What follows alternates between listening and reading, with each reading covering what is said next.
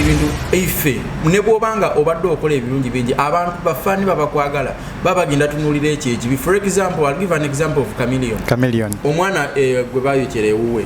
Yes, Kalamaji. Ekyo ekintu paka nakati. Chameleon is a very good musician. Actually kikyamutawanya na nnyo even up to now. Njagala nnyo Bobby Wine n'obulamu bwange bwonna. Yes. Naye musically Chameleon ekintu akitata kikola ki? Kati ayinza okubanga omulogo yamukola ki? Yamulogera ddala. Kuba kale omanyi programs zino zirimu oluzungu olungi sitera zitegeera. Ayina engeri gye yabadde aleeta oluzungu awo nga lungi naye nga ekigambo kiri kimu kyempulira witchcraft.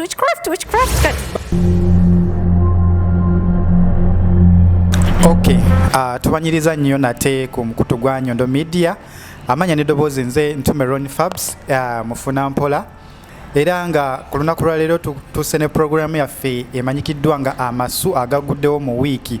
Era nno sitambudde nzekka, ntambudde ne banywanyi bange bwe tugenda okuba nga tukutanyiza ensonga zonna obere nga ozitegeera. Oyinza okuba nga tewasobodde kufuna budde bumanya kiki ekyaguddewo, wabula tugenda kuba nga tukumenyera nga tuanalyzinga buli kimu ekibadde kigenda maaso mu wiiki eyo. So kansabe bannange basobole okuba nga beeyanjula eri abalabi baffe. Tubaniriza mwenna bali ku Nyondo Media, amanya Gloria Chaos aka Danger. Tuze okubatuusako amawulire agatuusewo mu week wano mu Dubai, wamu n'agali wabweru wa Dubai. Naye nga gw'obadde oli eyo emirimu gikufudde bize naye nga tosobodde funa kadde kumanya kikigenda mu maaso mu ggwanga. Then amawulire ago gonna tugenda gakutuusaako nga tuli sponsored by Nyondo Glim. Era nga Nyondo Glim tulina products zonna omuntu yenna zoyinza okwetaaga ez'abakyala, eddagala lyaffe kunaabako, bizigo kwesiiga, ddagala lya mikisa, ekyogo, oyagala kusala lubuto, mugejjo, eddagala lyonna ku Nyondo Glim tulirina nga tusinzidde wano ku Nyondo Media okulikutuusaako.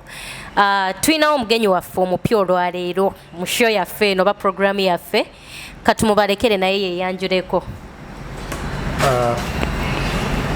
Webale nnyo omukisa guno ng'amanya nze Mwanja Geoffrey genkozesa era nga abasinga bamanyirya Jeff beatboxer, amwe beatboxer, nga ndi musanyufu nnyo okubeera ku Nyondo Media, which is a very good opportunity exposing our views ngera bwagambye nti okwogera ku what happened throughout the week Uganda, in Dubai, what is happening. Era nga twebaza nnyo Nyondo Glim abatusponsoringa era nga ndi musanyufu nnyo okubeera ku programu eno. Tweyanza nnyo mukulu Jeff ne Danger. Mpozi nga tetuna bagenda mu maaso, njagala tusooke twebaze abalabi baffe abalaba show yaffe eno eyasooka Danger. Basooka twateekayo show yaffe omulundi gwaffe ogwasooka era bajaniriza. Nolwekyo tubasaba mwongere okubanga mwongere okugiraba, musubscribinge, mugisharinge, mugilikinge, so tusobole okubeera nga tubatuusaako amawulire amasu. Mpozi nga tetunagenda wala, bingi ebibaddewo mu wiiki, bingi nnyo amawulire agaguddewo e Uganda ne Dubai. Okay. So ndoza tugenda kutandikira ku Grenade official mwana mulenzi oyo amawulire gavuddeyo nga galaga nga omukyala gwe yali yaganza bwe yamukasuse wabweru, yamutwala ku poliisi, yasooka n'amukasuka wabweru n'amugoba. Then mweno wiiki twagenza okulaba nga amutute ku poliisi era okukakananga Grenade official yebaseeyo olunaku bwe yabamaze ne bamuta ku bail. Ekintu ekyo mukyogerako ki? Omukyala otunatuna mu nsonga z'abaagalana, omanyi bagamba tosaayo ki kikyo, naye kati ffe nga munnange ba in-laws tuba tulina okuteekayo ebyaffe. Grenade yagenda n'ayimba akayimba nkukola ki? Nkuloga. Ekituufu omukyala agamba takyasobola beera na mwami ono lwa nsonga muki? Mulogo. Nze sigenda gamba nti Grenade mulogo oba si mulogo, naye nga ngenda kukkiriza nga nse mu reality te Grenade muki? Mulogo kuba watuukira oyimba nti afazaani nkukola ki? Nkuloga. Naye omukyala naye kale mu ngeri emu oba endala naye alaga nti ekintu akitata kikola ki? Kati ayinza okuba nga omulogo yamukola ki yamulogera ddala kuba kale omanyi programs zino ezirimu oluzungu olungi zitera zitegeera alina engeri gye yabadde aleeta oluzungu awo nga lungi naye nga ekigambo kiri kimu kyempulira witchcraft kati bajjajja you know like I'm Muslim I don't deal with witchcraft so saabikoze eki saabitegedde bulungi naye nga mubeera mwagalana omwami n'omukyalo oba mwenna mweroze mugumire eddogo lyammwe libakole ki libakoleko naye nga Grenade oli muyimbi mulungi mu nsonga z'abamaama bagamba oli wa tabbu kyesimanyi kuba sigezesangako mpozi nga nfunyeyo omukisa neekugezesaako ne tulaba naye nga mu nsonga ezo omukyalo oba wakooye Grenade bambi omwana muleka alina future muyimbi eggwanga limwetaaga tagenda kwesibako mulekera obulamu bwe okusibisa omwana w'omuntu si ye option emala buli kimu si solution kuba ogenda musibisa enkeera akola eki aveeyo oba wali sponsor oba wali sugar mami essaawa eno ensonga zammwe nga mmwe abaagalana tezitukwatako ffe nga ba in-laws ebintu ebimu byekumirengako eyo bisigalire eyo muganda ngo kyogerako ki nze nganze omuntu ebiseera ebisinga nga bwewegedde mu kusooka sitera kwagala nnyo okuyingirira nsonga z'abaagalana naye what I will say music is music yes love is love what I will not agree with you kyogambye nti ye Grenade yayimba akayimba nti afazali nkuloga n'asalawo n'amulogera ddala yes I will let music to be music kubanga music eri business nti ayimba akayimba ekimuli music kikubeera ku mutima kyokola ki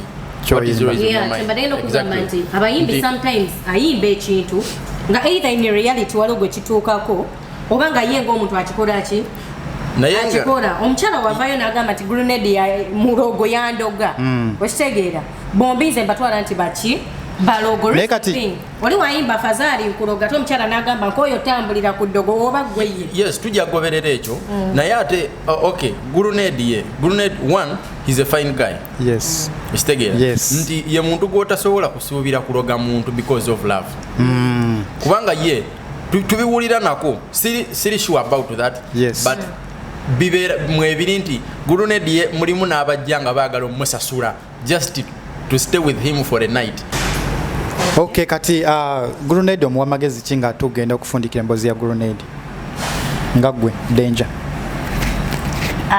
Grenade wama fine boy feje tuli ba fine girls kati nze amagezi genyiza okuwanga tofa ku bigambo by'abantu by the way ebyo bibeerawo that's normal life ate buli wobeera mu industry ng'oli mu limelight olina okusuubira okwogerwako sinti buli omu agenda kukwagala just genda maaso na wakuwo continuinga na bulamu bwo okyali mwana muto olina future ey'okuzimba okyalina obulamu bungi sente abantu ze bakukuba maaso nti ze zikutwala gye bali naawe ogendako era ng'ozikoze eki ng'ozirina just stay focused kyenyiza okugamba munange nze wamma fazali newondoga sikulinako tabbu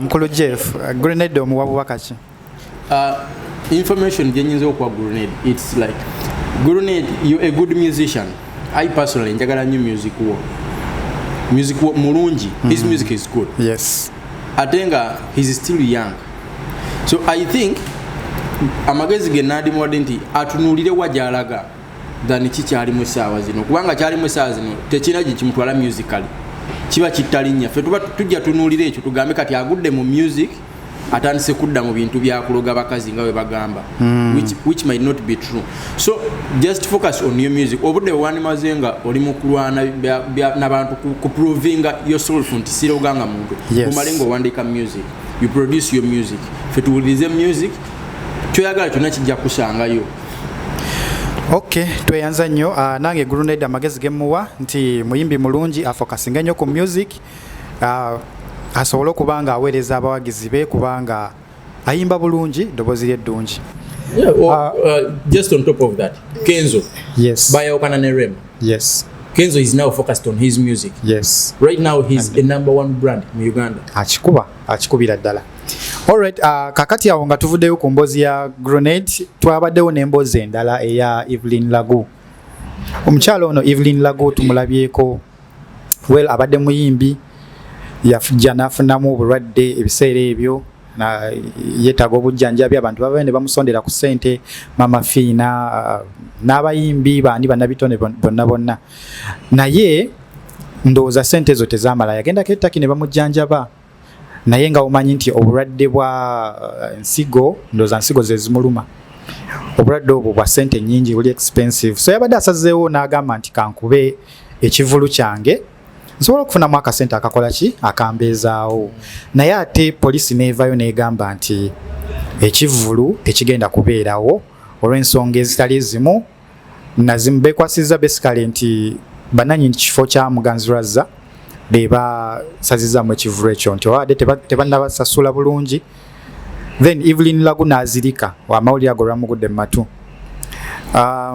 obudde buno akyali mu ddwaliro naye ekivulu kyo tekyabaddeyo ensonga ezo oyinza zoogerako kiddenja kakati ku nsonga za Evelyn Lagu ng'omuntu yenna nga omuntu okimanyi ategese ekivulu oba omukolo gwe mu kifo kyo ate nga si nti kifo wadde kikyo bamaze ebbanga nga webakola ki webakolera bakolerawo rehearsal zaabwe bakolerawo emizannyo gyabwe bakolerawo ebintu bingi nze ngamba wabaddewo embeera nga yeetaaga management y'ekifo ne management y'omuyimbi okutuula before the show ne bakola ki ne boogera kuba omuntu already woba omanyi nti kyagiranga era nga naawe nannyini kifo ogiraba nti akola ki agiranga kitegeeza ezo zonna expenses akola ki ateekamu kati ezo zonna woba okimanyi nti ateekamu ssente tomulinda ate ku final day ku kansolinga kivulu kye kuba omuntu we waba wasigaddeyo week management y'omuyimbi n'ekifo mulina otuula ne muteesaganya nti naye kati ku kya security mukoze mutya security weeri oba nedda nze ngamba wabaddewo obutategeeragana oba obutakwatagana wakati we management y'omuyimbi ne management y'ekifo waliwo ensonga ffe gye tutakola ki gye tutamanyi eri munda mu bo mu nnyumba eyaabwe nga bo nti bo batuukiddwa kikola ku last minute balina ki ensonga of which fenna eva tugenda musaasira nti mulwadde tumukwatirwa ekisa ne woba gwe nga mukolo gugwo that time ofuna ka panic ate kati jjukira abaddemu obuki obulwadde woba ne woba gwe ye tosobola butafunamu mbeera nti wayisa abantu waguza abantu tiketi wabasasuza ekifo wakisasula ate ekivulu kyo ne bakikansolinga at the last minute so eva tumusabira yonna gyali abe bulungi awone naye nga bannannyini bifo wetuteeka ebivulu byaffe oba emikolo gyaffe at least kubira omuntu nga wabulayo omwezi gumu wowulira nti atandise olanga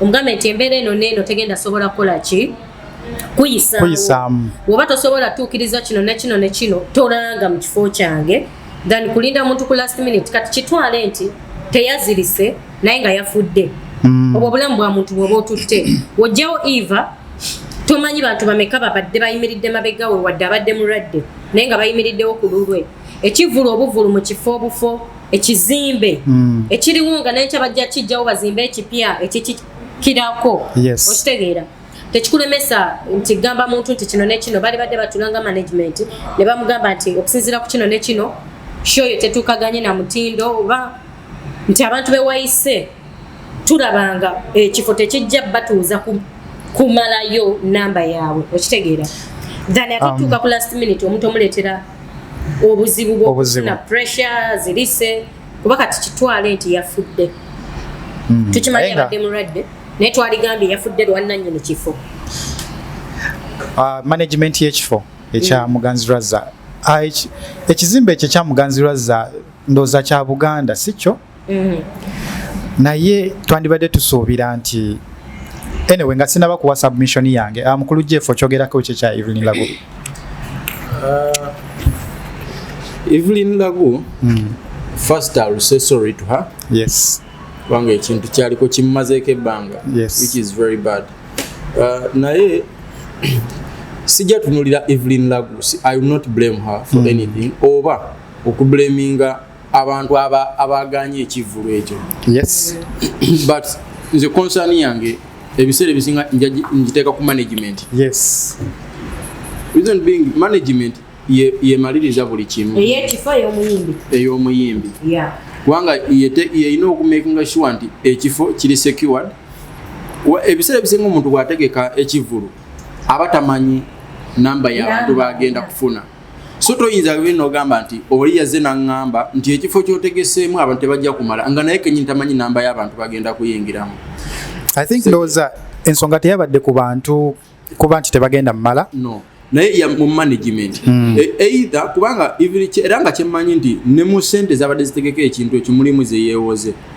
bwe kiri tegeera those are all shares to pay ate nga ebintu ebyo byonna ye nga y'omuntu abadde asobola bikwasaganya nga alina biwa management erina taking care of that ti bano bo naye ngeri kiri nti management abantu abasinga naddala mu entertainment babeera n'omululu ogwa ssente aba ayagala akola ekintu kyanaasigazaako agamba since oli from close sources ze nawuliddeko basically aim yabadde nti abazubail family bazanya nabo omanyi azanya ebina Uganda so be babadde bamutegekedde show eyo naye nga omukulu wa Zubail apangisa kuki ku muganzirwazza naye nga bamubanja ssente management yaki ng'emubanja ssente ey'ekizimbe miliyoni oba 6 oba 8 kind of kati ndoza teyakiri yalinga kati ate eri kivuno ne basigala nga bakola ki nga bakiranga ate ndoza ne management netasobola eya Evelyn Lagu netasobola kwogerazaganya bulungi nabaki nabali ab'ekizimbe bananyini kifo either bandi badde babagamba nti mukimanyi mutuleke tukole tukunganye ssente tugenda kukola ki kubasasula yes exactly wabaddewo miscommunication wakati wa management ya Evelyn Lagu then ne abamuganzirwaza naye nze kye nandirowoozezza nti abantu nga bwe tutunulira embeera ya Evelyn Lagu obudde buno yetaaga ndowooza yeetaaga obuyambi tulina omukwatirwako ekisa yes ate ne bali nabo maybe nga waliwo something else naye nze like me personally sinza tunulira muntu newe mbaloni mbadde nkubanja miliyoni 10 naye ng'oŋŋamba nti nojja nonnyonnyola n'oŋŋamba nti ekintu kyentegese kigenda kuyamba muntu bw'ati ne bw'ati. There is one thing kyemutategeera in Uganda business sina Uganda yoka business is business. Gwe togenda kunnyonnyola muntu bizibu biriwo nga naye alina biri ategeera ebiriwa gwe gyogenda ogamba nti nnyini kizimbe gwe tomanyi biru y'amasannyalaze gyakola ki tomanyi biru y'amazzi gyakola ki so omuntu atunulamu n'agamba fine okuyamba tuyamba naye nze ondese otya naye ate kisinziira ku kifo ki togenda ku convincinga muntu omugambe nti munnange ekivulu kyange we kivaamu ngenda kukola ki kusasula kitwale kikusala naye ate muganzirwazza denja muganzirwazza yaffe baana ba kintu tetuganye yammwe era ffe ne tafali ffe twalisonda olisonda siganye naye nga ate tafali saaweno siri yali kyasasula ddala mbutuufu bandi badde batuddizaayo ne bagamba waki tusevinga obulamu bw'omuntu waffe batugambe nti Eva ng'Obuganda busiimye ne busalawo tumukolera ekivulu mu Namboole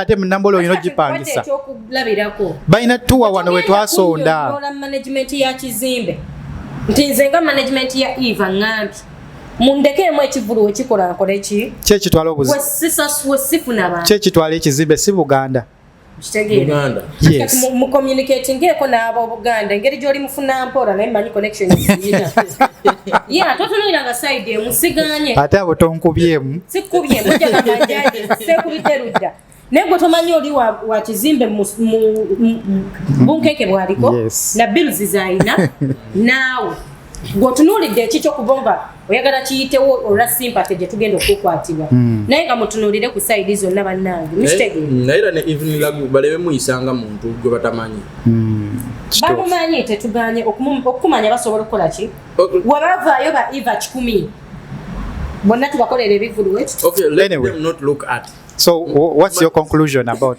Eva's situation obudde buno?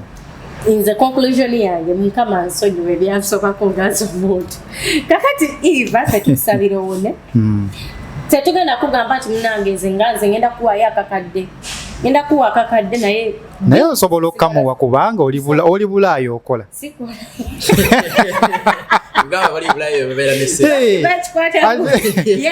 mukazi wattu ali ku kitanda nze ndimufuna mpola nze ngaze osigenda suubiza kyesiisobole kola ki naye nga tujja batukoze eki tetugenda loosi yakoleddwa naye ku lw'obujjanjabi mukulu Jeff kiki kyo submittinga nakyo ku nsonga ya Eve? Sina nnyo kyamaanyi kyenyinza ku submittinga ku ekyo naye nze just kyenyinza okuteesa nti management zikwatagane bwe babanga balaba nti obulamu bwa Eva bwetaagisibwa okubeerawo nti she is very important in any other aspect bakole ekyo nekisoboka management zikwatagane ekivulu kiba kyakutegekebwa bamuddize bamutunuulire balabe nti alina impact y'amaanyi mu kintu kyonna kyakola management zikwatagana ati ekivulu kitegekebwe ajjemu sente zinasobola okumujanjaba kubanga munnayisaazi zino sisubiranga mu Uganda basobola omusondera nekirala sente zetubadde tunoonya okujjanjaba Eva ffe tubadde tetunoonya sente za rent wakifo singa bagamba rent wakifo baali bagambiddewo nti olwa rent w'ekifo ekivulu tetukyagala naye ate lwakuba anti mukazi wattu nze ndowooza ensonga lwaki yabadde asazeewo ategeka ekivulu aleme kaluubiriza bantu kubasabiriza buli kaseera kuba bw'otunuuliramu treatment y'obulwadde obwo ensigo okukyusa amazzi kidini ensonga lwaki yali asazeewo ategeka ekivulu okitegeera bambi nze ndowooza kale ne bayimbi banne nze nga nandibadde ndowooza nti bandibadde bekwata shiba bagamba nnyo nti balwanirira eddembe ly'abakyala Spice Diana yabambi yazza ayamba ku bantu ani omulala alwanirira eddembe ly'abakyala Mama Irene Namatovu Juliana Kanyomozi Mama Nandujja this is a fellow woman yes Fifi da Queen mulwanira nnyo eddembe ly'abakyala ani omulala bangi buli mukyala yenna oba buli muyimbi yenna ali eyo mwandibadde mwekwata ne mukola ekivulu nga kyabwereere abantu ne tujja ne tusasula ne tuyingira ekivulu ekyo sente zivaamu ne zigenda ne ziyamba Evelyn Lago mu mutima mulungi bambi ne tusavinga obulamu bw'omuntu aleme kutuvaako ku maaso ate tutandike okugamba nti rest in peace yes mutandike oga nti singa twakola ki so nze kyekyo nga tweyongerayo amawulire gaffe amaanyi nga tetunaba kweyongerayo twagala nnyo okwongera okubategeeza nti show yaffe eno eri sponsored by Nyondo Glim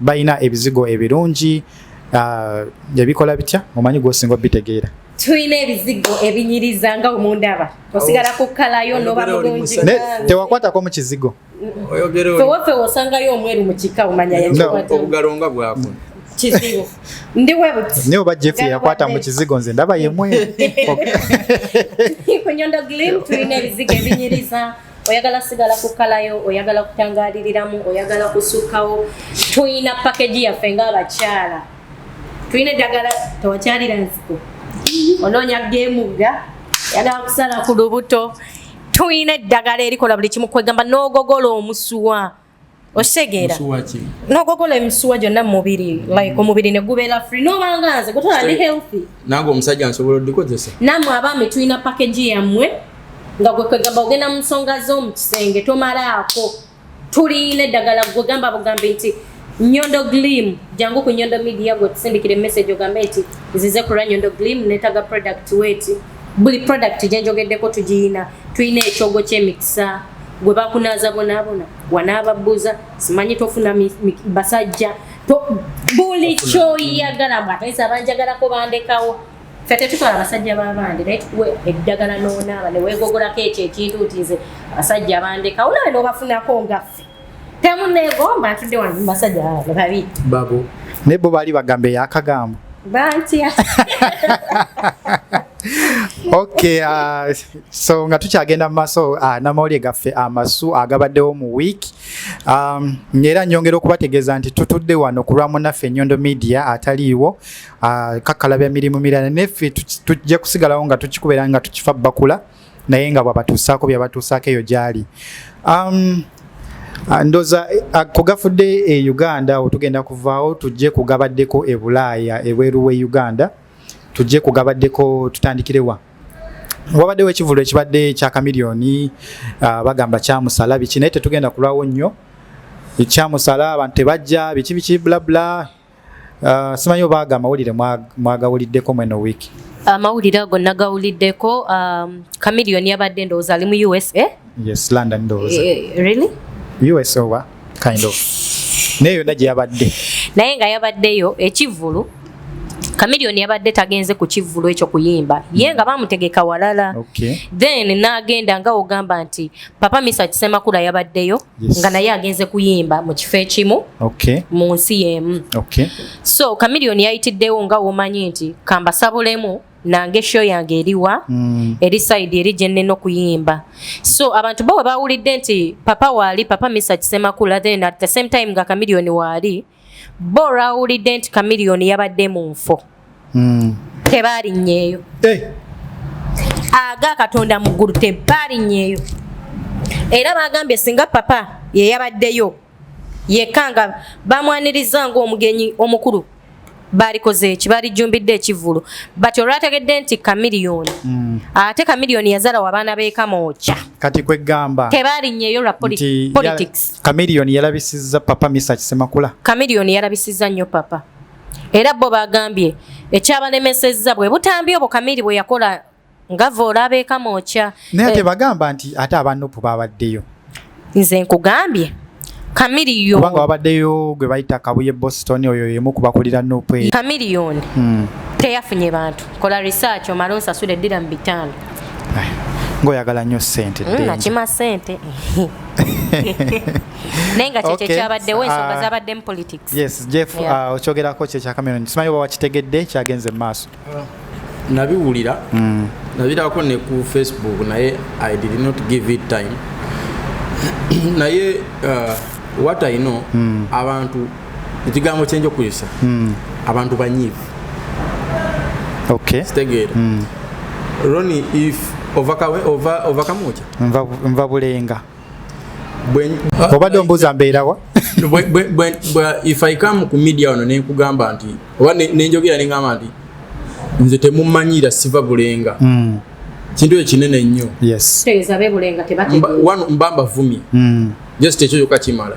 So Chameleone ekintu kyeyakola okuzaala w'abaana b'ekamooca ng'ate Bobi Wine gyava ate nga tukimanyi bulungi nti abantu banyiivu baagatta ekintu ekyo okubanga babavuma ate ne bagatako okubanga Chameleone ayina kiri nti nze bangana okubeera mu NUP kati kyebaagatta ne bagamba katumulageko ne bamulabisa. It is the same thing that happened in South Africa. Good Life bategeka ekivvulu in South Africa abantu ne bagaano kijjukira.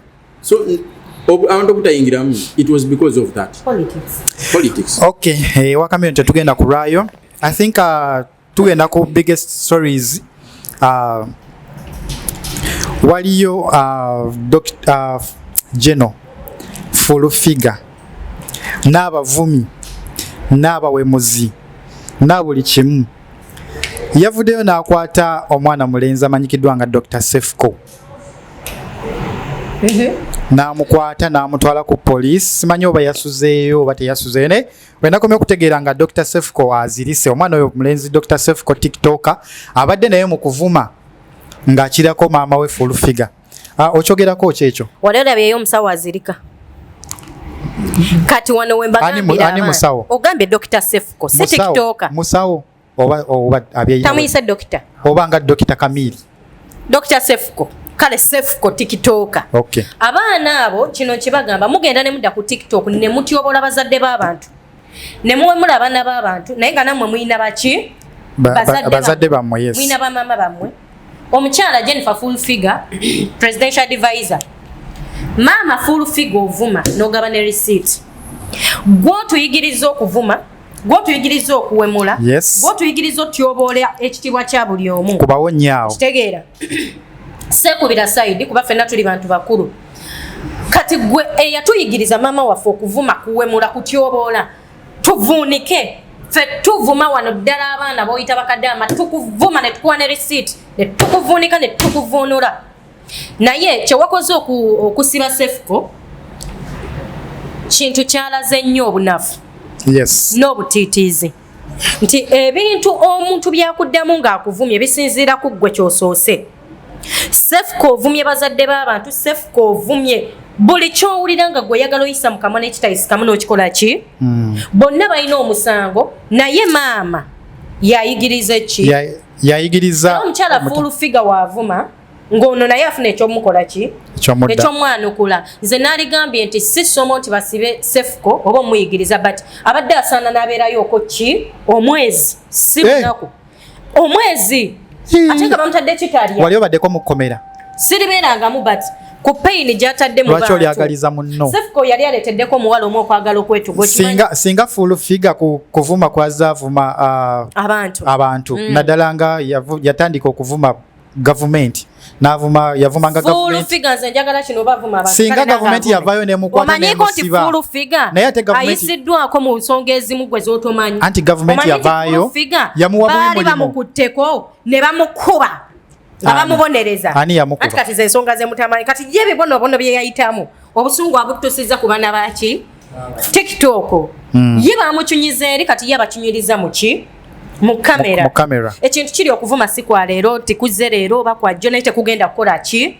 kuvaawo ekyo kintu kya butonde kya bulijjo ffenna tunyiga ne tuvaako naye ng'omukyala full figure kyewakoze nze sikiraba mu buzibu nti wakutte omwana oyo naye ate oba wamukutte musibeemu omwezi naye ate woomuta tugenda manya genera atidde era wo tugenda okukola ki aleeta amute wetugenda otandikira kisinziira ovumye eki mulimu omuntu avuma ekigambo mutuufu nga ye teyeetaga natwala ku poliisi okuleka owamba n'omutemula zembabuulira Jeff okyogerako ki ekya Dr. Sefuko kubanga full figure yavuddeyo n'amukwata n'amutwala mu kkomera ebintu bye Uganda bimanyiko ekintu kimu one Uganda bw'oba tovumye tojja kufuna linnya kituufu bw'ojjanga I'll give an example nze ndi hip hop ndimo hip hop culture because hip hop is a culture. Yes, hip hop it is all about humanity eyogera ku kintu reality kiriwo naye bw'ojja Uganda bw'ojjanga ojjidde mu tubadde nga tukola hip hop Uganda naye nga teri akuwabudde kituufu never yongo ovuma buli mwa agenda kuwa attention full figure wayigiriza abaana okuvuma full figure avuma kituufu yavuma ekyo buli omu akimanyi ensi yonna ekimanyi n'abavumi naye kubanga lyemmaze nga mpulira full figure nga avuma siwulirangayo omuntu yenna yali avuddeyo n'agamba nti ngenda kusiba full figure lwa kuvuma bamukyunyako ekyokumukyunya kirala n'okumusiba kirala full figure avumye abazadde b'abaana avumye bakadaama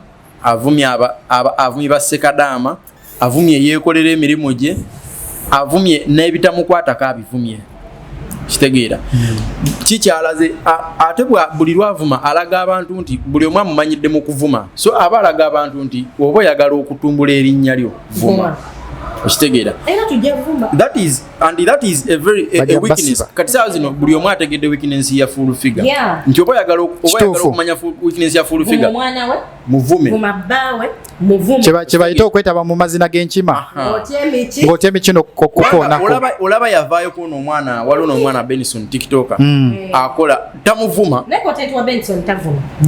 tavuma ono akwata enkoko n'agikola bw'ati n'alya emipwe gy'enkoko amanyi okujja ne bukapa n'ayambala ebintu lunajja ng'ayogeza full figure anti ye full figure kyagamba nti aportrayinga ekifaananyi ekibi ekiraga nti full figure mulalu biki no mentally ayinza okubanga mulalu tomanya reason being mentally full figure ategeera naye no tasabuka mentally full figure ategeera ye alina kiri nti nze abantu okummanya nina kuvuma bamumanyira mu line ya kuvuma so aina continuing anga kati ekyokusiba omwana oyo so nze ekyokusiba Sefuko nganze omuntu simwagala ebintu byakola tebinyumira oli mtuufu abasinga tebamwagala tebinyumira sincerely speaking naye ekyokumusiba ate ndaba tekikola sense kuba yasibye nasibiramu ne maama we omuntu obolaze weakness yo ekyokusiba Sefuko tekikola makulu so nze saakiwagidde twakomye okulaba era nga Sefuko azirise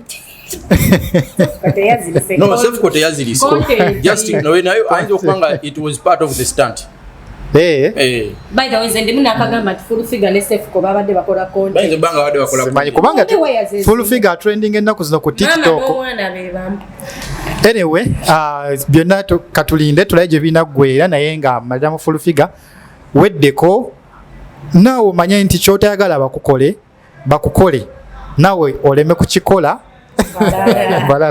Oluganda banayisirwango naye biggest story ebaddewo naddala wano mu Dubai twali tulina ekivulu eky'omuyimbi Cinderella Sanyu Mudra ne Lady Kola twasembayo okukyogerako last week nga tebannaba kutandika kuperforminga naye bakola show eya Abu Dhabi yali yatambula bulungi ne bajja wano mu Dubai ne bakola show yabadde ino okubeerawo wano mu Dubai ne eya Al Ain teyabaddeyo neyo mu Dubai Cindy teya performance naye nga ensonga zabadde zekulubeseza ku promoter obutakanya wakati wa promoter n'omuyimbi oba ne management ya Cindy so Cindy teyasobodde kujja ku stage kuyimba olw'ensonga nga agamba simanya tebamazeyo sente zange simanya biki ensonga ezabadde eziri awo kwegazi tutategedde bulungi okyogerako ki ekyo ensonga za Cindy sigenda ziraako kuba twazogerako last week ekintu kigambibwa nti bamutegeka nga alina oyimba mu bifo bisatu si we byali yes of which mu bifo bisatu yayimbako show esooka eya Abu Dhabi Al Ain teyayimba eye Dubai teyayimba reason being agamba nti sente tebamumalayo ki balance era abantu bagamba nti Cindy nga yo omuntu osanga teyali badde na buzibu naye omwami we yamugamba togeza n'olinnya ku ki omwami ye yamugaana yes omwami yamugana olinnya ku stage era Cindy bwatyo nayegalira mu hotel room we yali okay kati getwawuliddeko ne getulabyeko videos ezitambula promoter kati si yamuleeta yes ye ng'agamba nti omuntu bw'aba ndowooza yasasuddwa okukola ndowooza ye aba alina okukola oba promoter wajjayo sente amukole ki amusasule of which Cindy yagambye nti music is business and there is no music without business there is no business without music of which zendaba bambi abantu abamu balinyiridde nnyo eddembe ly'abayimbi nti yamanyi kuba kutadde ku nnyonyi n'okola ki n'olinnya n'ojja abanga akuyambye akuguzaaguze bulamu bannanga abayimbi abali e Uganda ze kino si kuba promoter alina leeta bayimbi Dubai oba wa kintu layisi nnyo okujja omuyimbi okaabe muntu wa bulijjo Dubai e Uganda n'omuleete Dubai kya layisi nnyo naawe osobola okikola once in a while n'oguba ng'ogamba buli mwezi okyagala sente ntono so baleke ndinyirira ddembe ly'abantu abayimbi bainvestinga kinene nnyo mu music ng'oleeta omwana w'omuntu omanye ebivulu bimeka byabasazizaamu okujja ku kivulu ekikyo ate omuleeta ogaana omusasula Dubai siggulu waliwo ne be batutte mu show ne bamutwala e London n'agaana oyimba lwa balance okitegeera so muyige okukwata abayimbi ng'ekintu nti awatali business tewali music gwe waba owulira ng'olina sente nnyingi genda ng'omanye ennyimba z'omuyimbi tomutegeka obyeyimbire mu kifo gy'omutegese kubanga twalabyeko nga bagamba nti n'okulya Cindy teyakoze eki bwe teyalidde bulungi kwegamba embeera teyabadde situdde ng'ondeese ensuubira ogenda kunsuza ogenda kundabirira nina okulya okitegeera ekyokulya nakyo kyabaddemu bw'oba ogamba omuntu nti munnange nkuwa obukadde 10 sikusuza sikutambuza sikukola ki nenzikiriziganya naawe kyemba nja okukola but terms and conditions zibeerawo ng'omuntu tanakwata na deposit wa ssente kujja kukola kivvulo so muyige okuwa abantu respect mumanye nti mubeetaaga temulowooza nti okujja ne bayimba bayamba muyamba bo nabe endongo yaabwe mmwe mujeegombo tukokola ki yensonga ki mubajje Uganda ne mubaleeta kubanga kyabalema okukolera abali e Dubai abaana bangi balina talent mu Dubai naye ng'olaba oli bamugamba okuyimba e Dubai olina okuba ne bakiyitaani permit of which nayo bagikusasuzangayo kati mulekere ddala okuleeta Uganda bategeka abayimbi abali wano bayimba abaana balina talent naye mubakotoggera you understand talent abaana balina talent kati okudda mu bukuubagano mwe muswala ffe nkyo jategeka ekivulo ekirala amanya gammwe gafa oli promoter wakatandika okwemaketinga promoter yaleese Cindy yaleetako omuyimbi wano Winnie Nwaji show yo nekola bulungi nnyo okitegeera naye ate era naddamu awo we yatandikira okukola ensobi yaleetako ba Mickey Wine awo amanya gatandikira omanyize njagala nemba open okitegeera sometimes omuntu ogenda n'olowooza wakikuba oli wa tabbu naye mu kulowooza nti wakikubi oli wa tabbu mwokolere ki ensobi ate abantu gye bakoma okukukyawa otunuulira ng'erinnya lyo lyogeddwako ki omuntu ajjako era agambe munnange denja ali bw'ati naye ng'omuntu asisinkanye agamba bambi ali bw'ati kabeeramu kali okitegeera so bambi bapromote muba temusobola kuwa baana opportunity bali Dubai abaana balina talent okitegeera muleete ab'e Uganda ate mutandike okwonoona amannya g'abayimbi ge bazimbidde ebbanga mukite muleke kuswaza bayimbi ku budde obwabwe bwe baba bamaze Okay, Jeff okyogerako ki ku nsonga ya Cindy obutaperforminga wano mu Dubai? Cindy talina musango gonna obutaperforminga. She has all the rights. Very business ye. Mulimu. Cindy is a mother. Yes. Cindy mukazi mufumbo. Okay. Cindy mukazi muyimbi. Ate munene. Nyali eddene nnyo. Kituufu, and she's a star. Okusitula Cindy. Kubanga one of the things byemmanyi ku ba promoter abali wano. Yes. Bo bayina kirenti bwenziji omuyimbi e Uganda. Mba muwadde platform. Toyina muyimbi gwogenda kujja Uganda. Ngoloko bayinamu obusente obutonotono. Kino kyo nkibagamba openly. Ba promoter mwenna abali wane Dubai. Tolina muyimbi gwogenda kujja Uganda.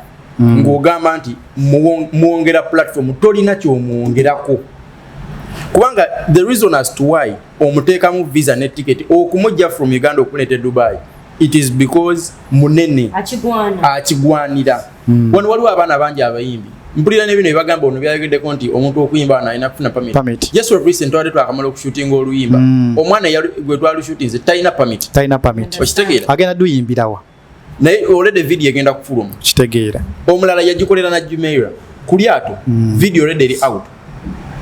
Naye bano bo bayina kiri nti bwenziji omuyimbi e Uganda nti baba bayina mentality nti omuntu azze eno aba international. Okitegeera. So I would say Cindy yenzera kubanga ne bwembeera nze toyinza kunzija Uganda nga tompadde sente zange ne nkolera ekintu kyoyagala. Okitegeera. Naye singa balukinga on the platform where they are. Yes. Ne batandikira we bali abayimbi be Uganda bandi baddenga like additionals.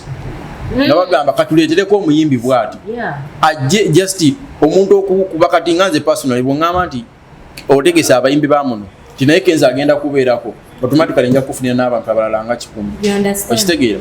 Ninga n'abaana bawo nawo we bali kubanga I look on boxing one in Dubai. Abaana bamutumbudde. Kituufu. Ivan Nako wale okusema. Sawa zina abaana nerero renyini mulimu nina one of my friends abagenda okulwana. Nenga bamujje wansi. Okitegeera.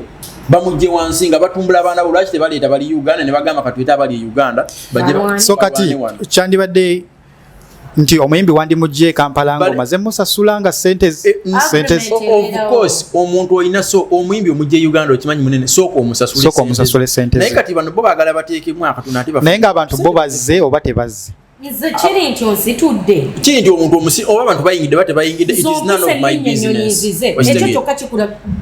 Omanye bivulu meka sindi byasazaamu. Byali bingi. Era ne wetwogerera kati ati asiba atimba bivulu e Uganda. Nalabye ku post ye nga yetondera abantu be Dubai. Yes. Singa yandibadde teyetonda. Singa bali yakikoze ng'omuntu. Yes.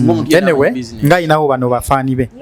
Nze kye nandibadde njogera ku ekyo nti bapromota ba wano mu Dubai mwetereze mwejjemu amalala muyina mangi nnyo bwe mufunamu obusente obutonotono ne mutandika muvimbira kuba artist ate ng'omuyimbi gwe mulese munene because believe it or not Cindy ina energetic performance. Bw'oba omulese kyabagenda okuwa expecting anti kyekyo okitegeera agenda kuzinira agenda kuyimbira kukubira ragga yena mumaleyo okitegeera. So nekirala omuyimbi okumutambuza ebigere bamuyisa wano kukikanula nga Cindy yena nga sitabo manyi bwali make up omusana tuli mungi wano ayise kukikanula wali wano ku podium abantu abannayuganda bebabeera abantu bamutunuulira Cindy ayina omwana amuyonsa okitegeera bandi badde bamufunira emmotoka mwe bamuteeka n'otomutembeeya ku street. Management eyo. The thing is like this. Wano waliwo promoters bangi bemanyi waliwo vibes UG. Oyo si promoter oyo media influencer ba media. Waliwo Katsi waliwo Sasani. Okitegeera anze kyenye waliwo bw'oba owuliranga omuyimbi bw'oyagala okusitula okuva e Uganda togenda sobola kumuteeka mu kikyo kyajamu. Wano waliwo abaana bangi abayimbi. Noonya abaana abali wano tumbula abo exactly zimba ekyo kyetaaga program namba na kiri kye munyoma abaana nti abana abali wano ekyo tujja kikolera okitegeera nze I personally I do performances but I've never performed in any club nga yabana Uganda nkuba mu club za abazungu okitegeera ate nga bali bandaga nti ekintu kyenkola bakyagala nnyo. For example, have you ever heard of Dubai's Got Talent? Never promoter benyini mwino kwangu abatachimanyi okitegeera abatamanyi tikyali kibaddewoko. I was one of the Ugandans ogwa nze nakulabanga yali performance ko Dubai's Got Talent nakulabanga obakubanga bakufuwa amajja guy yeke nyini guy yeyanoonya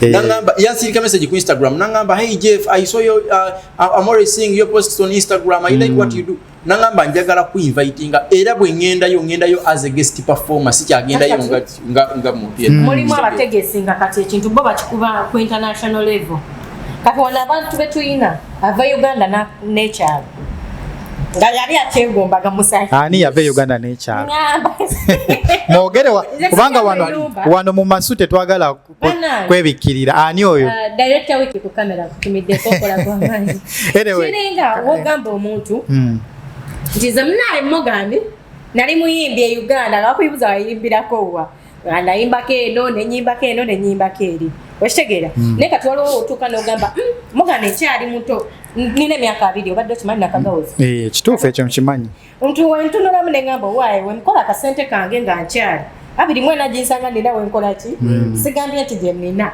kati mulimu omuntu nga ye yakula n'ava ewaabwe n'ekyalo n'atunda ewaabwe n'ebijja n'ajja n'akasente ke Dubai nga ye yali yegomba beera nga Bitex oba Bajo event ng'abulako kimu kwambala nkofiira kati wajja Dubai n'obusente bwe ate ne yegomba gyavudde njagala mukootinge bulungi n'ava Uganda ne ssente ng'atunze n'ebijja naye nga ye yegomba banga Bajo oba Bitex kati watuuka e Dubai ate natandika leeta bannayuganda okujja tuyimbira anyway kati obudde bugenda butuggwako naye nze kyenjagala ogaba promota ba wano mubeere nga mukolagana mwenna mwekwate ku bapromota abaludde mu kintu wano mu Dubai nga ba DJ Ram ba DJ Waswa abo baze baleesa abayimbi wano for a long time awo nga tuvuddewo tuyinawo ndoza story yaffe esembayo waliwo munnaffe wano manyikiddwa nga blogger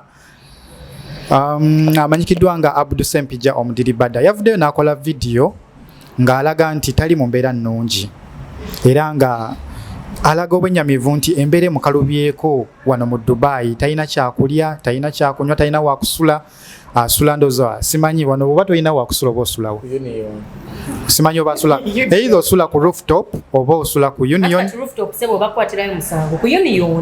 simanyi anyway naye nga yavuddeyo bambi nga asaba obuyambi eri bannayuganda bamuyambe asobole okudda ewaka e Uganda nti wano obulamu bukoze eki bukalubye era yataginze abagagga omwabadde Juliet zawedde nalabyemu Medimo Katisha de Banka Mama Fina Basmaya Zuena Bebekulu naye ndoza mu bantu ya respondinzemu yabadde muntu omu yabadde Juliet zawedde kubankebeddeko ku bonna nga tewaliwo nnyo omuntu mulala ya respondinze pozi ne mu Bloggers Association nange mwendi ddala era abantu badde batandise okukuŋŋaanya akasente nga tutandise okwekwatakwata nga n'abantu batandise okugamba nti tuyambe omwana mulenzi oyo ssempijja Omudiribadda asobole okudda e Kampala yali ng'akola emirimu gye nga blogger bw'abeera naye waliwo eyamuleeta wano mu Dubai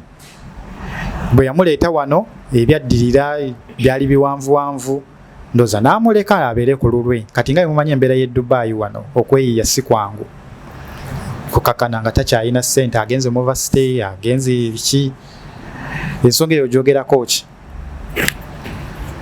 yo mumanyi oyo gwenjogerako mumanyi naye sometimes abana obabeera e Dubai mugenda ne muposting ebintu ne tulaba nti mu living a life eri okay naye ze kyendabye mu nsonga ye depression ettira ddala obadde okimanyi nkimanyi omuntu osobola olaga society nti oli bulungi naye nga oyawukana ku mikwano gyo mu butuufu oyagala kwetta kuba nze nawulidde mu statement ze yatuuse n'agamba munyambe saagala tuuka kwekanyuga kuva ku kizimbe naye nga wookebera ku bimukwatako olaba nga ye muntu abadde living a good life abeera mu bifo eby'amaanyi emikwano gyatambula nabo be bantu betumanyi wano abakabyo kitegeera so omuntu watuukiranga abeera mayumba g'abantu n'apostinga nga baana basula mu apartments naye nowabulayo ku mikwano egyamugamba nti kale jangu webake wange mu ntebe okitegeera natukogamba siina wakusula siina kyakulya abantu temukimanyi Dubai esinga kunyiga nga tolinawo webaka tolina kyakulya tolina mazzi gakunywa nogenda obugenzi mu metro station wali eri ogambe nti kanywe ku mazzi ga toya ag'omu sink otapinga kaadi kituufu diramu 3 bazikuteme diramu 3 fuluma naye ng'ekikuyingiza kunywa mazzi gaki ng'ekikunywesa amazzi g'omutooyi ku kaadi osanga olina kabiri naye nga tolina diramu emu enywa amazzi ga diramu emu kituufu so sometimes mwegendereza abantu bemukiringa nabo manya emikwano emituufu egigattako n'egitagattako manya nti wembeera mu kaseera weekati neetaaga omuntu bw'ati omuntu asobola ofiira ddala nga netugamba yi mufuna mpola no twabadde naye ejjo nga tulyoke ne bagamba munange yesse so mwenna basobola oyamba omwana oyo tetugenda judginga muntu ze sisobola judginga muntu ali ku ddungu kuno oba yonna gyali musiza abawalabu but omukyala Juliet Zawodde twagala okwebaza nti wayimiriddewo n'okolerawo ne live w'amaanyi oyo n'osobola okukkiriza okuwa omwana oyo obusobozi bwonna bw'okoze eki bw'omuwadde nga utusaba n'abalala bamuyambe tuleme musalira musango oba mujajinga atuuke waka ng'ali bulungi kyetusaba bulamu tekinyuma muntu muzaayo mu box ate ng'abadde asabye obuyambi nga mulamu si mulwadde kituufu Jeff omukulu oyo mumanyi Abdul Ssempijja Omudiribadda muwulira naye nga ye omuntu simumanyi naye walabyeko ekyabadde kigenda mu maaso kyeyagala osooka okubuuza Ssempijja oyo abadde akola wabula ensonga eyo sijja kulimba temanyikiddwa simanyi waliwo eyamuleeta amaze ebbanga ki amaze wano bbanga ndoza myezi ng'esatu kwena if I'm not mistaken kubanze nga omanyi ba blogger tuba followinga ku social media tetumanyi nnyo obulamu bwabwe buli real naye yajjanga waliwo omukyala abamuyita Ashley Quality ye yamuleeta wano mu Dubai kati omukyalo ye yandibadde atutegeeza naye obudde bukoze eki obutuyiseeko tetusobola maybe we tuliba tumufunye maaso awo ayija n'atubuulira ekituufu naye nga ye yamuleeta wano kubanga in most cases toyinza mulimu abaana abamwana abakola ebintu for example mulimu abaana abatera okuyitamu naddala mu streets omwo n'akaaba naye nga ye anoonya ssente nga ye targeti ye no kati gwe twagala otusiigire ddala ekifaananyi ekituufu kubanga obaddeko mu mbeera eno ey'okubanga onoonya omulimu Dubai omumanyi omulimu n'obeerawo nga n'okubeera ku street okimanyi myezi nze nganze bwe manyi omuntu yenna nga yali abaddeko active e Kampala nze nganze to me personally sisobola kaabira mu myezi ebiri neŋŋamba nti ndi bubi bampa obuyambi ate Dubai kyenjagala otegeere ku Dubai buli omu omukisa gwe gwanjawulo mulimu ajira ku visa ya mwezi gumu mu wiiki emu nafuna omulimu kankubuuza ekibuuzo naye ono ye yali ayagala okunoonya omulimu oba yali tayagala kati kisinzire yamuleeta kukola ki kuba ye bamuleeta nga influencer si we kiri ndowooza denja bw'ofuna obuzibu essaawa zino oddukira ku social media oba olina abantu b'osooka okubirako n'ogamba kansoke njogereko ne mufuna mpola kati waliwo okubeera omanyi gyoko mukulu olaba ebintu by'enjawulo n'abantu ab'enjawulo waliwo okuba n'emikwano goloza kyaddukidde ku social media atuuse okuddukira ku social media ng'osanga alabye nti newe nanyumiza ono n'ono tebajja kunnyamba oba kuntegeera you understand that means he has no friends maybe friends nga omanyi ebye Dubai kale obanga omanyi ebye Bulaaya otuuka ekiseera emikwano ne gikwekweka anyway kyenyinza omugamba nti bw'abanga yali avudde e Uganda nga ze ne target simanyi ambition ye yali ki naye bw'abanga ngenda kwogera ku side ya kukola bw'abanga yali avudde e Uganda nga azze nti kunoonya ssente asooke ave mu kwekubagiza mu kulaga ennaku ye agezeeko omukisa gwe kubanga e Uganda akirabye ekyamu kye Uganda nga nti omukisa gwe teguliiyo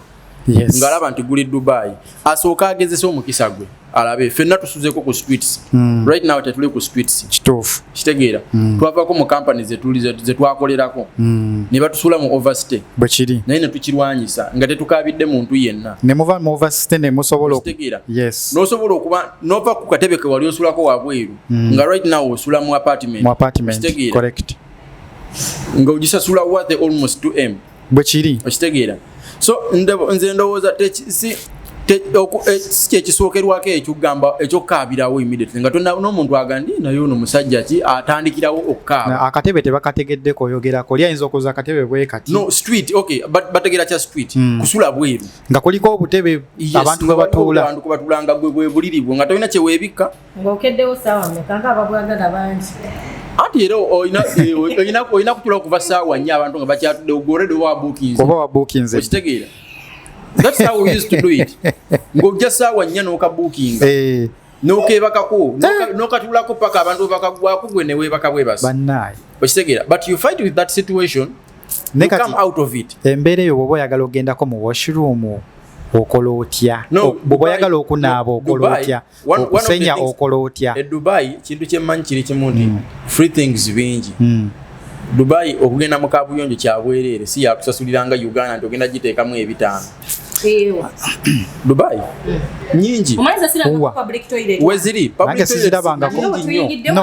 oyingira mu kifo wakirigula amazzi gaddira mu public toilets oyogedde ku kya metro kati watundira abaana abasula ku union abaana abasula ku banias olina okutapinga wali n'ogenda mu bakozesa public toilets ziririddawo wano embere no anti kati okitegeera olaba embere eyo singa kati nganze yali agibaddemuko manyi nti weziri public toilets negwe tomanyi nti weziri naye nkimanyi weziri era omwana gwe akeera ku makya akwata akasenya ake nagenda mu public toilet nasenya okitegeera watuva wano tutwaleyo okwo ne wano wennyini wansi wano weziri nje zikula okitegeera so nze ndowooza wandisoose n'ozitukanga gwe omusajja n'ogezaako n'omanya nti ngezezzaako naye kigaanyi omuntu yenna omulamu talemererwa omufu yalemererwa you still have hope you have energy osobola okukola sooka ove mu kwekubagiza sooka olwane okole ogezeeko wano ebintu bingi byetusobola okukola naye oba togenze mu anoonyi bw'abanga ayagala okufunamu ideas nga tayagala kudda Uganda anoonyi kyemanyi ayinza okuba kati yakoze eki nono yeetaaga buyambi naye wetaaga buyambi anyway noonya nga nvudde wano anyway kyendowooza nti kati show yaffe tugenda gikomekereza wano naye ndowooza nga tetunaba kusiibula abakulu bendi nabo wano bayimbi nno badde njagala batuweeyo akapeera nga tugenda kusiibula sooka otuweemu akapeera Danger munnanga akapeera ebyokuyimba nabivaako ennaku zino ndi maama tuwe ebyokuyimba tujja biddamu eprogramu ejja kuba ndala muganda waffe ono muyimbi nno gwe twayise naye no nze kyenkola tekinswaza kubanga tuweemu ekintu nze ndi beatboxer. That is my profession. Ne baba tebakimanyi kitegeeza beatboxing. Beatboxing it means okola nga bwulira instrumental nga bwulira engoma yennyini ndi omuyimbi ayimba oluyimba nti mulimu engoma nze bali gye batambulira n'ebyo ebidongo gye basimanya batadde emmotoka simanya bataddemu ebidongo sipiika simanya topu ebinyanyanyanya nze byonna ntambula nabyo ku mumwa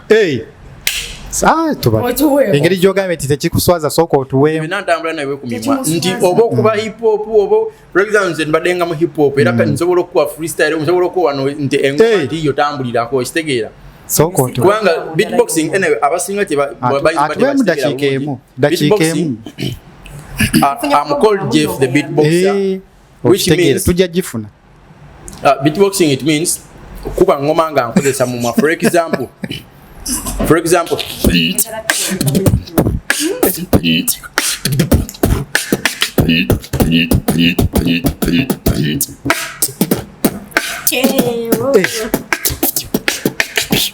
that is beatboxing.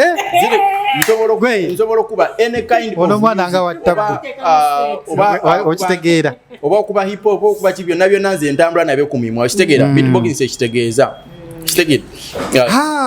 man artist nsiga ebifaananyi photographer okitegeera so njagala n'oyo omuntu gwe muŋŋambye naye anoonyeko at least idea esingako. Alright, tweyanza nnyo tweyanzeege mwe n'abalabi baffe abasobodde okubeerawo wano ku Nyondo Media. Show yaffe tugenda gikomekereza wano era ng'ebadde ewagiddwa Nyondo Glim. Tewali nnyo kyamaanyi katukome wano. Mweraba, tubaagala nnyo, mweyongere okutulaba. Bye bye.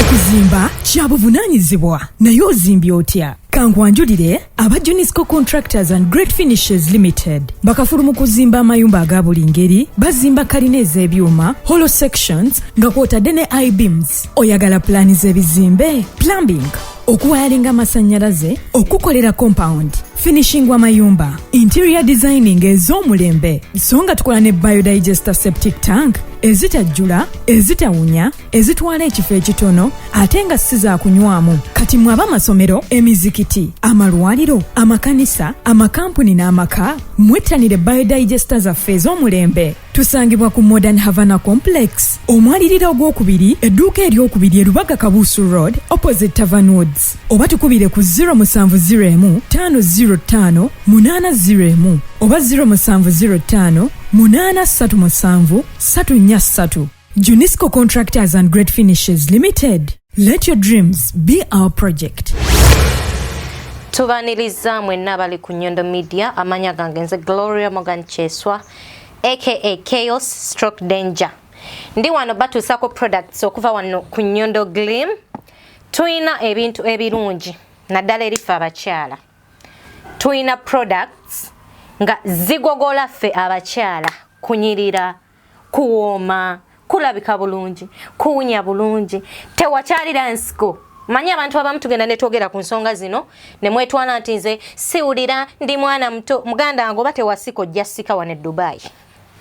Ompulira ojja sika, ojja n'ab'ekyogo, ojja kwesiga ebizigo eby'omukisa, ebizigo ebikuleetera emirembe. Oli eyo toyina mulimu naye tomanyi kikutawaanya. Naaba ku kyogo, weesiige ku kyogo. Oli waneeno mbundi muwala mulungi naye tebandaba. Mama fe abatulaba tubajjawa. Kati nkwanjulira products zaffe, sagala weekwase. Njagala buli kyenkulaga ng'omanya omugaso gwakyo. Kano kamanyi, kano bakayita akadagala, akasika, enfu. Mwewunza nnyo ne mugamba ate nze ebyo sibitegedde. Enfu. Babi bayigirizanga mu ssomero kati mbibayigiriza bukulu. Okwata omubisi gw'enjuki, n'okwataka olive oil, n'otabikamu akadagala kano katini, n'osika enfu. Omubisi gw'enjuki omanyi omugaso gwakyo? Kuwoomya. Kati n'ogamba ate nze siwooma, bandyako gumu ne bandekawo. Munnanga bakulyako bajja waffe. Kati tukuwa eddagala toyagala likozesa. Kano kasika. Njagala munneetegereze. Producer wange teekako kamera wano wansi. Ate nze olubuto lunene, ate olubuto lunnuma, ndwala enjoka, sibitegeera. Olwange terwali luti. Kano kasala. Ne kakuwa kabode nga akange. Ondaba? Tuyina eddagala lya buli kimu ky'oyagala. Kano kasala. Olubuto kagogola emisuwa, kagogola omubiri. Ne tubaawo n'eddagala lino kyogo okitabula mu bizigo. Okwata ebizigo si lotion nti okwate lotion bino ebizigo ebiyiika no. Kwata ebizigo nga Johnson, kwata ebizigo nga Vaseline, otabikemu ekyogo kyaffe kino mu bizigo ebyo.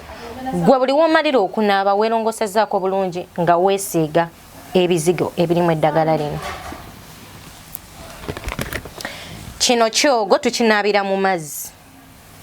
Okwata amazzi n'ogassa mu baketi yo mwogenda okunaabira, n'oteekamu ekyogo. Toteekamu nti oyiwamu ddiibuuda no. Okwatako ekisaanidde, n'oteeka mu mazzi go, n'ogabikako we gali, n'omala n'ogakwata oluvannyuma, n'onaaba, ne weegogolako ebisiraani, ne weegogolako buli kizibu ekikuliko, n'ofuna ku mirembe naawe n'otereera. Kati tulina sabbuuni ono, tulina n'ebizigo byaffe bino. Oyina embalabe. Sirina mbalabe mu feesi yange by the way, musobola okundaba. I'm black, I'm beautiful, ndi ku natural color yange. Okwata sabbuuni ono, n'omunaaba bulungi. Tonaaba nga weekulubuunya wekute nnyo oba weeyonoona oyina embalabe kwata sabbuuni ono omunaabe mpola weeweeta bwe weeweesi lususu mpola omala okunaaba otegere nti otukudde okwate ekizigo kyaffe kino weeyiseeko bulungi. Bw'oba mukyala temwesiiga bizigo mu feesi ng'osiiga oti weeyonoona. Kwata ebizigo obenga massage ng'omubiri gwo mpola mpola ng'omubiri gwo oyagala okuzza obuto ng'omaze onaba sabbuuni waffe ono n'ebizigo byaffe bineeno. Kati tulina ekizigo kyaffe kino. Oli mu Dubai gw'oguze buli bizigo bye bagamba kino kya bbeeyi kino kya layisi kino kikola kino tekikola. Tulina ekizigo kyaffe kikino wano bakiyita Nyondo Gleam. Kikola. Togenda kweruka. Togenda ku fadinga, skin egenda sigala nga webadde, naye egenda kunyirira, egenda ku glowinga. Your skin is gonna glow. Nga toliimu kabalabe, toliimu ki. You can look at my skin. Ndi muddugavu naye sina mbalabe. Ndi muddugavu naye skin yange erabika bulungi. Ne wemba seesiize bizigo naye nga naabye. Face yange eyina oil oyo gwereeta omulungi nti buli wennaaba neneesiga bino ebizigo olususu luweweera. Kati olususu buli obutuli bw'oku lususu we bubeera nga buli open olususu lufulumya ebikyafu. Kati womala okunaaba ne weeyisaako akazigo kano wummula bulungi gwetereera relax. Ne wonoddamu okunaaba olunaku lwe lumu n'otobyezza ku lususu olususu still lugenda sigala nga luli smooth nga lussa bulungi ate nga luweweevu bulungi. Mwebale kulaba products zaffe nsaba mutuwagire musobola subscribinga ku Nyondo Media ne mulaba products zaffe enamba yaffe y'essimu yiino gwayagadde okola order tusobola okudelivaringira okuba bukubi ku nnamba eno Instagram, Twitter and Facebook at Nyondo Media. Toyanziza nnyo. Come and support us. You can subscribe. Tujja kuba tukufuna wonna oba otwetaagidde. Thank you.